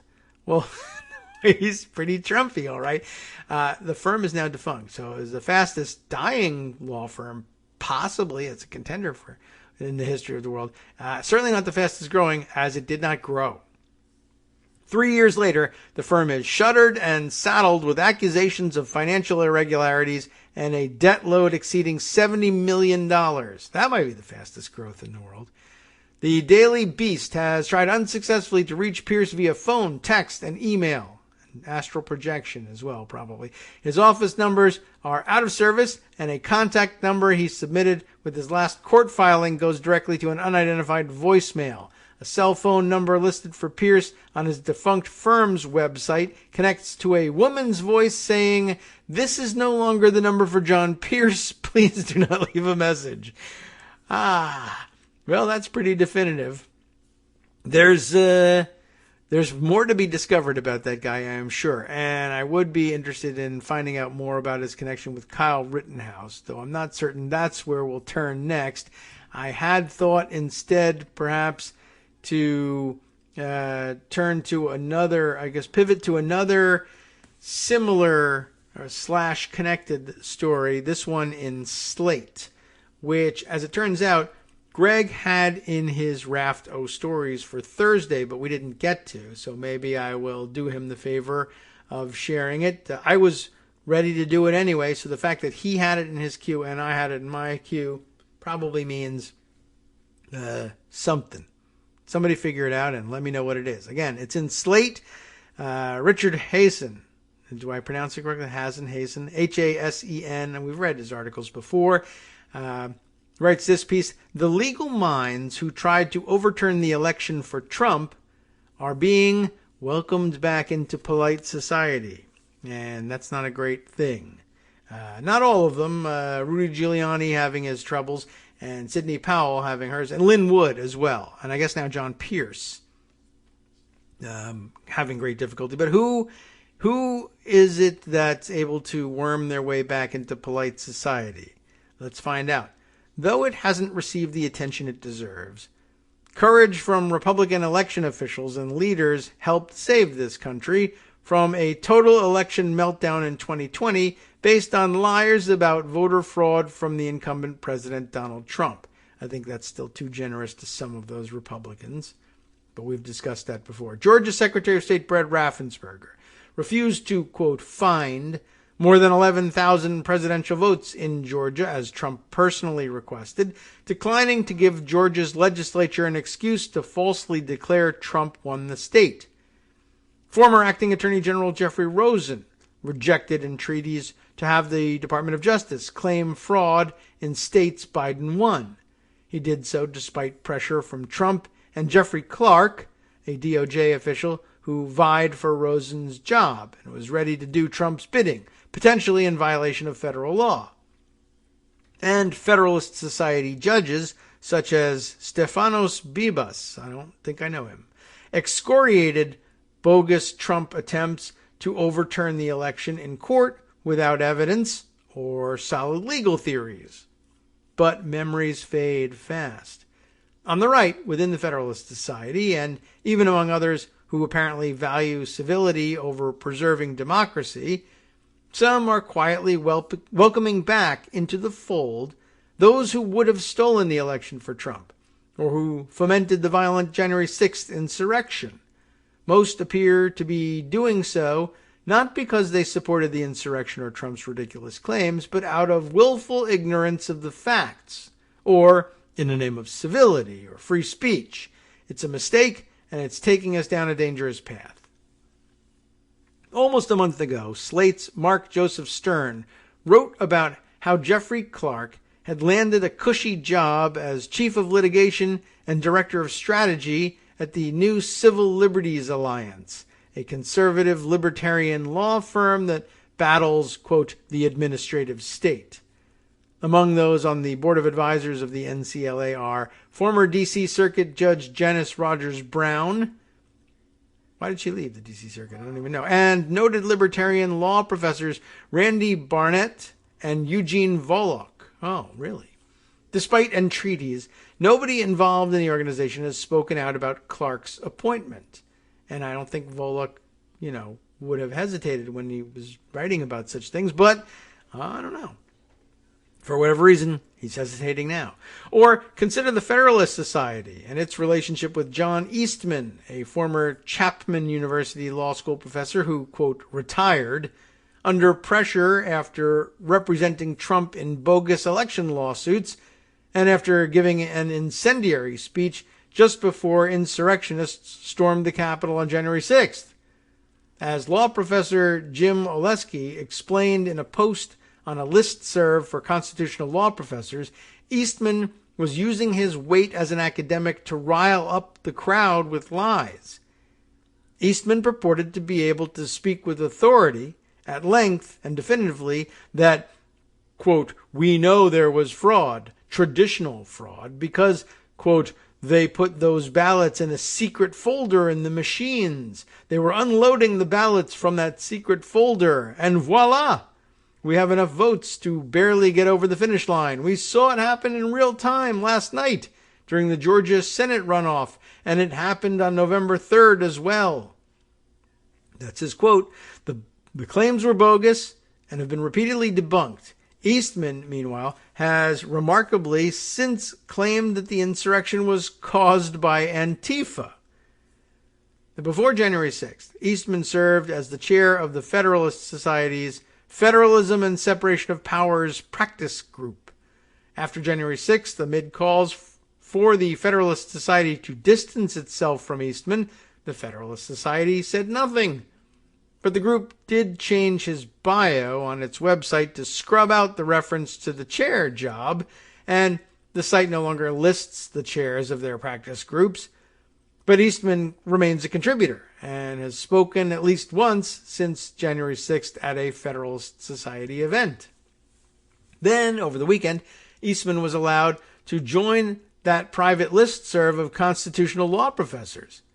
The list's moderator, Professor Mark Scarberry, is a conservative Trump opponent who made a good faith decision to allow Eastman to join so that he could defend himself. While listserv posts are not public unless the writer of the post gives permission to quote, all the posts quoted here are done with permission, he notes, it was clear that Eastman did not do well defending himself on the merits when he was confronted with his bogus fraud claims. Eastman showed no contrition for his remarks or for his role in helping to foment violence at the Capitol. As Professor Steve Vladeck admonished Eastman regarding the effort to rehabilitate himself before these elite professors, perhaps you might also consider the rather different audience to which you are continuing to push a thoroughly debunked and flatly unconvincing narrative about the, quote, theft of a legitimate election. A narrative that helped precipitate the most violent attack on the U.S. Capitol since the British burned it in 1814 in an attempt to prevent the peaceful and lawful transition of power, and a narrative in which you were far more than just an outside observer, and for which, in my view, you have a lot to answer for. Especially given the lack of contrition and the ongoing efforts by Trump and his cronies to undermine the last election and lay the groundwork for the next attack on democracy, letting John Eastman back into the scrum of law professors or as a speaker at Federalist Society events or giving Jeffrey Clark the safe landing at a conservative legal organization sends exactly the wrong signal. Everyone has a line that cannot be crossed, and the question is where that line is. Imagine how we would react if evidence showed that Eastman or Clark were child abusers or Nazis. Surely they would not get hired for a fancy new gig, remain featured on the Federalist Society website, or be invited to speak regularly at the Society's events, or continue to participate in listserv discussions among esteemed scholars. We needed to treat those who participated in attempts to try to steal the election the same way, not just wait a respectable few months before forgetting the insurrection happened. United States democracy is under the greatest threat of attack since the Civil War, and the threat to free and fair elections is only increasing in this country because of people like Eastman and Clark. As my election law colleagues and Professor Franita Tolson wrote to that listserv, stop acting like allowing Eastman in this space is free of any judgments on the merits, just like when one gives space to hate speech, sexist speech, and racist speech, speech seeking to undermine a free and fair election has real-world consequences when it finds a forum. This listserv may be okay with it, but own it. Some courts have begun sanctioning lawyers for lying to the courts about evidence of fraud in support of overturning the 2020 election in favor of Trump, as District Attorney Judge Linda Parker wrote in imposing sanctions against Sidney Powell, Lynn Wood, and others filing bogus suits. This case was never about fraud. It was about undermining the people's faith in our democracy and debasing the judicial process to do so. Those on the right and left, we're going to both sides this, really, need to follow the court's lead. This is not about politically correct cancel culture. No one is saying Eastman or Clark can't speak. But there should be consequences for an attempt to destroy an American election and send American democracy down the road of authoritarianism. They certainly don't deserve rewards in the name of civility and free speech. We need more of the courage that we saw in the aftermath of the 2020 elections, not more silence and acquiescence. Now there's an update at the end here. Let's just figure out what this is about. After this article was posted, Fix the Court called attention to a Claremont Institute event that not only features John Eastman, it also has an entire panel on, quote, election integrity and the future of American Republican government. It perhaps is not surprising that torture memo Professor John Yoo is speaking on this panel, but it is profoundly disturbing that the senior judge for the Ninth Circuit, Carlos Bea, is agreeing to be an honoree at this event.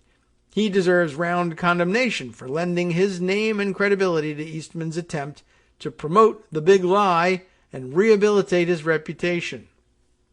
So, do keep that in mind as well. Okay, that's a related story. I thought I would throw that in there as well. Hi there, David. Hello, KITM family.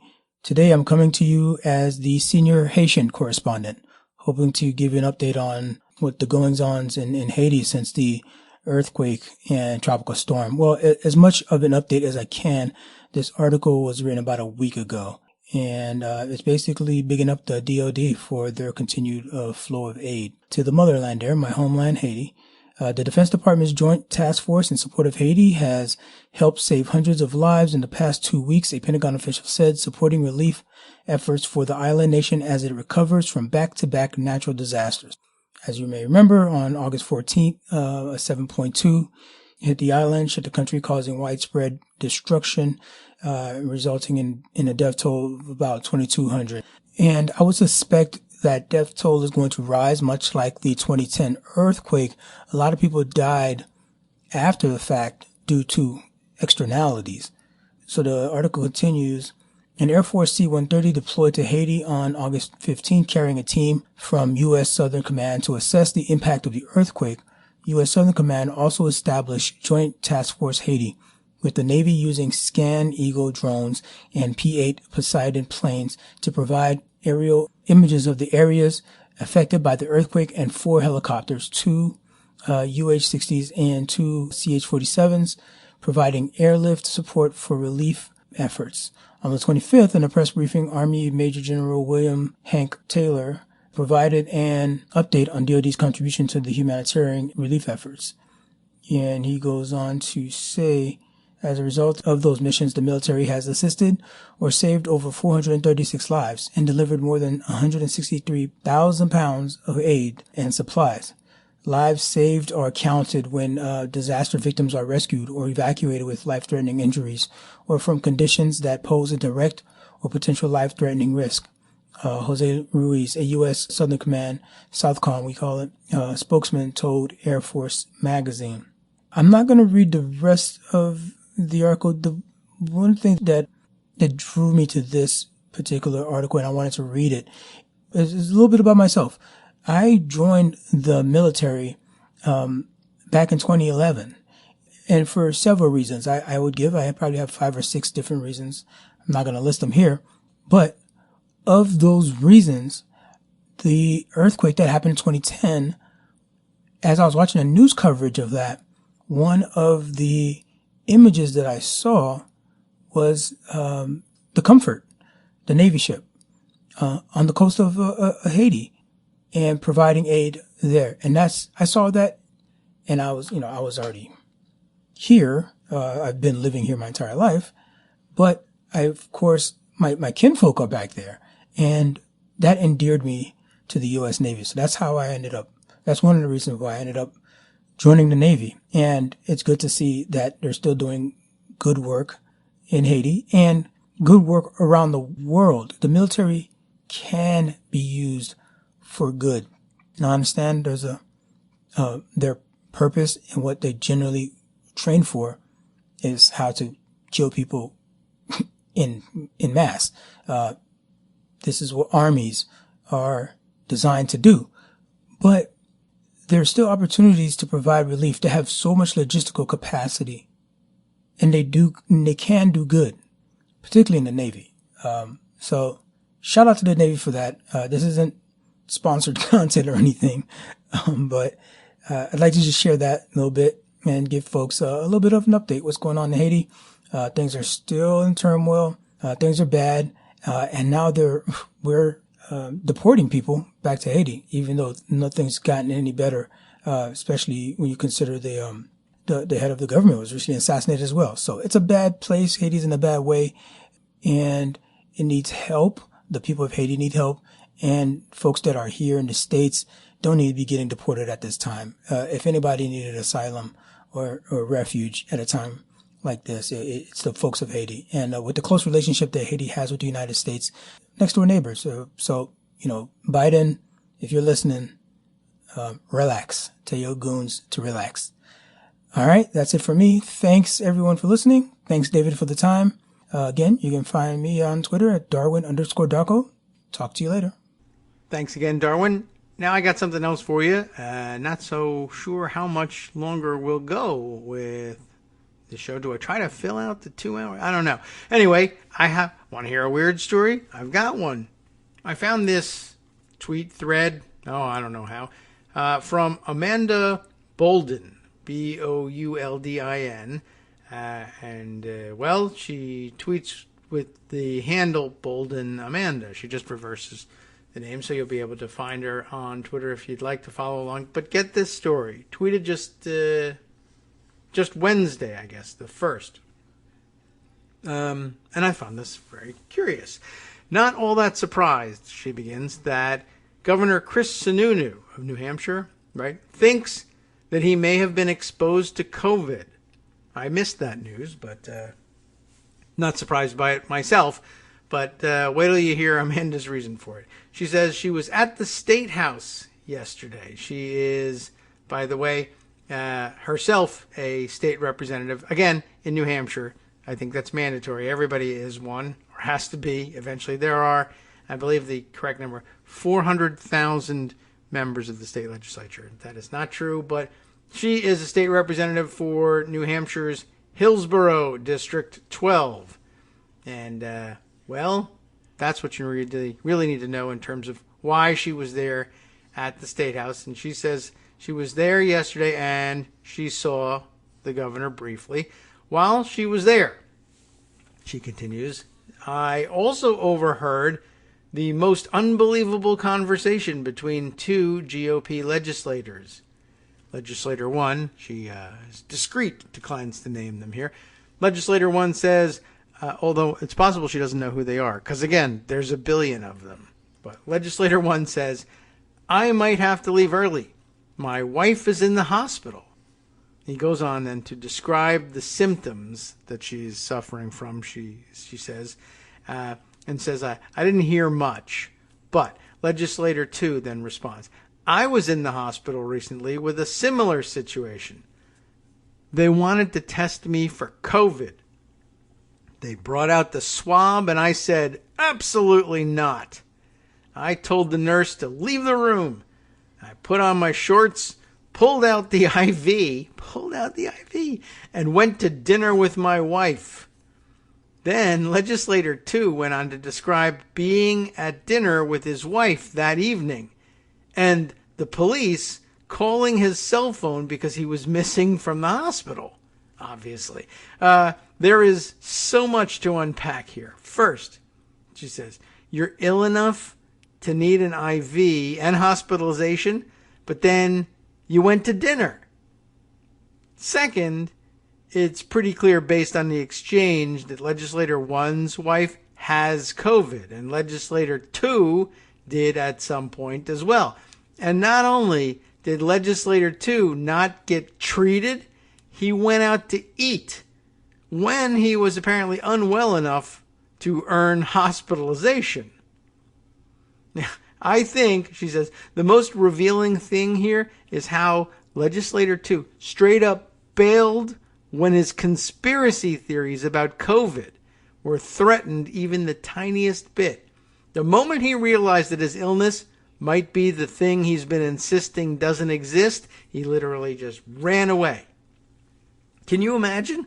He personally believed that he was sick enough for hospitalization, right? He had to go there, all that stuff. I imagine he was living life, felt unwell, and some decision was made to go to the hospital. The hospital evaluated him, agreed with him, got him a room. He waited patiently through all of this. He was told to change into a hospital gown, which he did. And he cooperated as they inserted the IV. He must have had in his mind that some expectation of a treatment, right, for his symptoms. But then they pulled out the COVID swab, and suddenly the entire experience shifted for him. He was unwilling to, he was willing to sacrifice his health to protect his beliefs, let alone, I would add, what he's doing to everybody else's health by going to dinner. I totally understand how people use the phrase death cult to describe today's GOP. So yeah, not surprised that the governor is worried he may have a breakthrough case. When you surround yourself with people who are desperate to downplay COVID and who adamantly refuse to take any preventive measures, you increase your odds of a breakthrough case. That is pretty amazing. And what a story. And there is still a lot to unpack from that. I wonder if she's even returned to the subject. Just thinking about what it would take for the guy to say, I don't feel good. I feel so bad, I'm going to the hospital. You're right, sir. You're sick. You need an IV. You need to change into a gown, yada, yada. We're going to do all these. Great. I'm going to get treatment for my illness. Okay. Well, we just want to make sure we know what illness it is we're dealing with here. So we're going to start by testing you for COVID. Oh, no, you don't. Not only no, you don't, but yoink, pulled out the IV and ghosts from the hospital. Now, he didn't do it like manly, because apparently the police call him while he's at dinner, right? And say, we're just trying to find out because you're missing from the hospital. There wouldn't be much question. The police wouldn't have to call him and say, oh, where are you? You're missing from the hospital. The call would be, maybe if they bothered to call, would be about something else, like you can't do that, or you really need to get tested, or you're violating state health board policy, or something like that, as opposed to, where'd you go? I told that nurse to get out of the room, and then I pulled out the IV. You waited for the nurse to get out of the room, and then you did your thing, pulled out the IV and put on your shorts and, just sneak out of the hospital is what you did, I guess. But just the whole thing was bizarre on every level, I think. What a story. Thanks, Amanda, for passing that one along on Twitter. It wasn't like personally to me or anything. It's not like state representatives are just texting me all the time, unless everyone from New Hampshire who's ever texted me, could be a state representative. Anyway, I got a few more minutes left. And now I have another story that's connected to another story that I definitely don't have time for. But I wanted to bring this one up, because it came to us from one of the listeners who passed it on in the KITM hashtag, and it's Churro Renfro, who sent me this story from Commonwealth Magazine, and along with his tweeted comment here, we are seeing our local conservative school committee refusing to listen to science, logic, and reason. Our local elected Board of Health, that's the authority they're refusing. The state finally mandated masks for now, but these psychos, he says, are hell-bent on suffering. Well, here's the story. And it's interesting just because it's Well, one, it's just interesting to see a fight between local authorities, not here the governor, a Republican governor, prohibiting mask mandates and a locality fighting against that.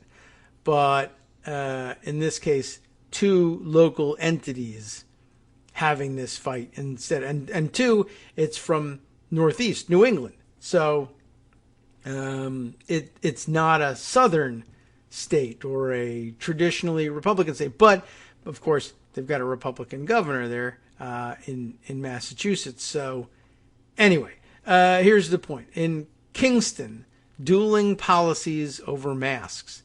Health board imposed a mask mandate. School committee lifted it. Shira Schoenberg reporting here on August 17th, again, Commonwealth Magazine.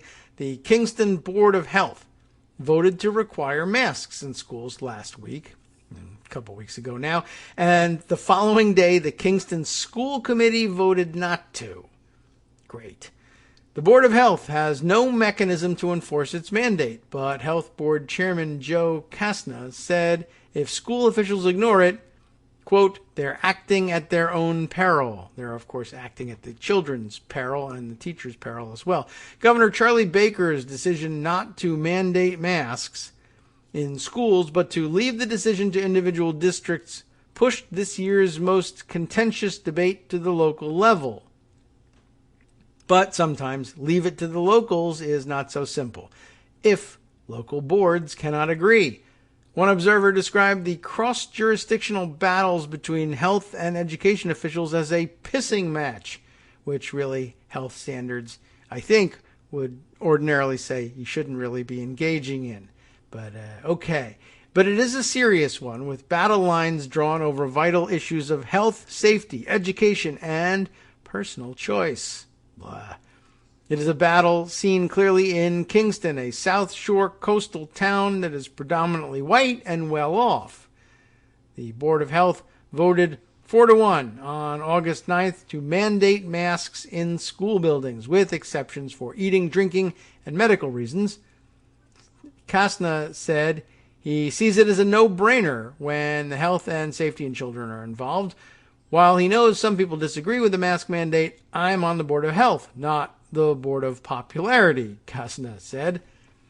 On August 10th, the Kingston School Committee, at a joint meeting with 3 other regional school committees, voted 5-0 to adopt the Department of Elementary and Secondary Education guidelines.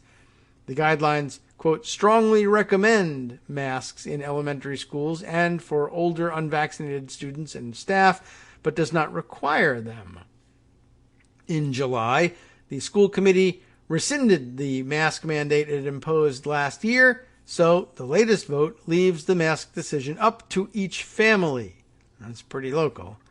School committee vice chair Jean Coleman said masks, quote, have been a hindrance to learning, unquote, with children being unable to read facial cues and facial expressions.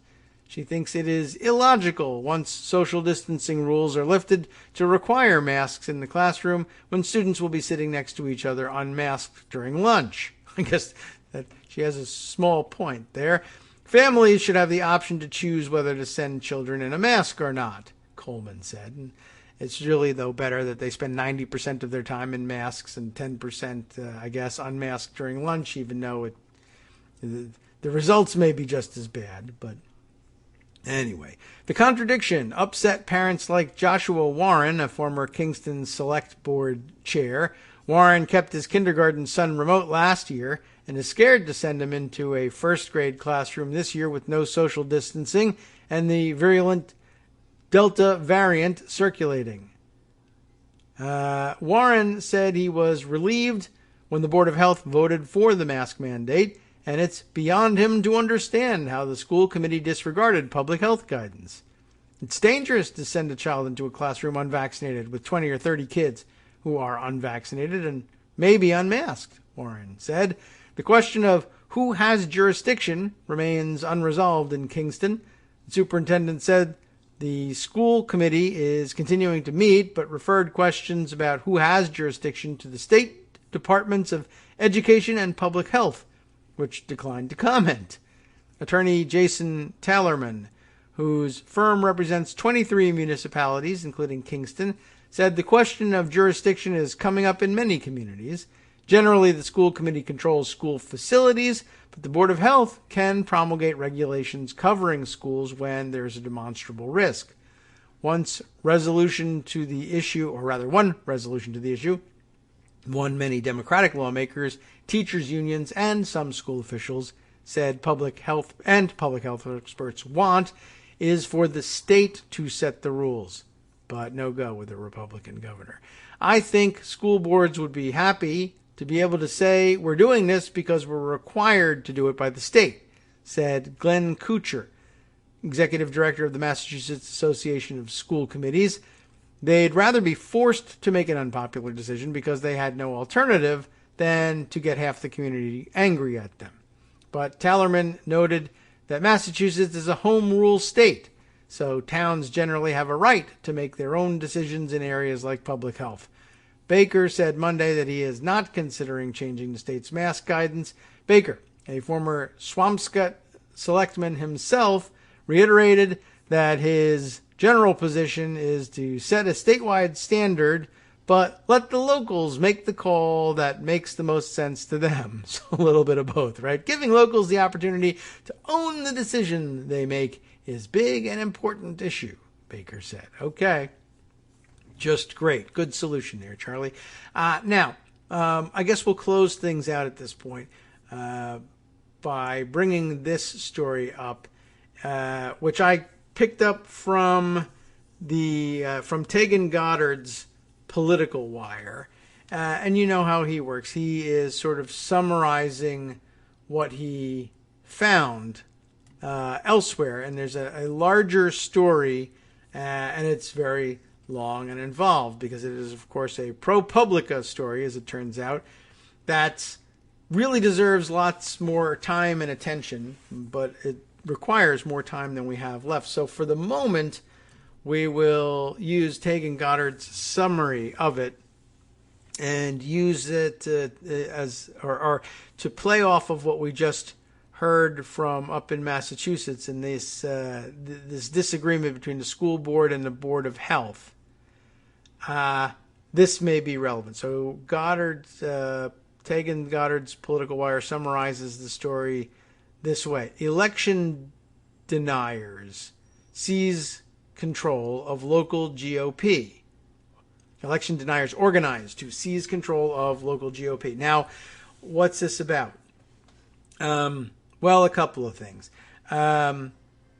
There's the election denial big lie story, and there's also the COVID denial story, and it all kind of stems from the same place. But we've been seeing over the past couple of weeks and months, organized outrages, fake or otherwise, at school boards around the country, and we saw it over masks and vaccine mandates, and we've seen it over critical race theory, and now election deniers, I guess, organizing the same way. And this is part of an organized effort, and it's dangerous and scary, but it's also possibly the death of the Republican Party, but maybe all the rest of us as well.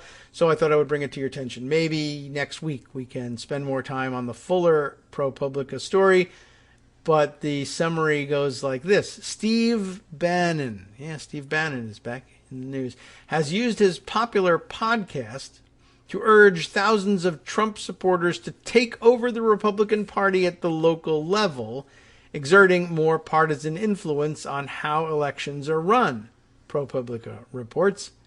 After Bannon's endorsement, the precinct strategy rocketed across the far-right media. Viral posts promoting the plan racked up millions of views on pro-Trump websites, talk radio, fringe social networks, and message boards, and programs aligned with the QAnon conspiracy theory. Suddenly, People who have never before showed interest in party politics started calling the local GOP headquarters or crowding into county conventions, eager to enlist as precinct officers. They showed up in states Trump won and in states he lost, in deep red rural areas, in swing voting suburbs, and in populous cities. That's just the small excerpt that they take from this much larger ProPublica piece that's entitled Heeding Steve Bannon's Call, Election Deniers Organized to Seize Control of the GOP and Reshape America's Elections by, Isaac Arnsdorf, Doug Bach-Clark, Alexandra Berzon, and Anjanette Damon. That all dated from Thursday, which means we can, I guess, we'll have to, allow it to slip through the cracks, at least until next week. And no telling what our schedule will be like next week now that I think about it. But at any rate, it might be time for us to close things out at this point and wrap it up for the day, even if we don't make it to an even 2 hours. Well, anyway, I looked at that. It turns out that we got at least pretty close to filling up the full 2 hours. Not exactly the same length, but hey, I'm in no position to sweat it at this point. Anyway, I just thought I would bring you those stories right in there at the end. Truro Renfro, thanks for the contribution there. Not illustrating exactly the same point as what Bannon is after, but I don't think it's dissimilar. I mean, they, I think, are aiming at taking over the Republican Party apparatus at the local level so that they can conduct the elections the way they want. And whether that means, cheating on behalf of Donald Trump or anybody else, I am not sure. But, they've been pumped up on the big lie and told that elections are being handled in corrupt fashion, so they're going to go in there and do them their way, even if it ends up being even more corrupt. But in the meantime, they also have been putting enormous pressure on these school boards, and I've seen video after video of angry parents showing up spewing total nonsense at the school board, but promising them that they are going to organize to oust them and replace the current school boards everywhere they can with school boards controlled by the same lunatic people. And I wouldn't be surprised if they were all taking instruction from the same place. And it's not bad instruction either. The real problem with what Bannon is advocating is that actually works. So watch out. From networksradio.com, you have been listening to Kagro in the Morning with David Waldman. I mean, the end result may be that we all have to get up off our asses and organize and actually work to defeat these lunatics after all. And no institutions are going to swoop in and do it for us at the end of the day. No large batches of money are going to show up to do it either. Sorry, it's up to us.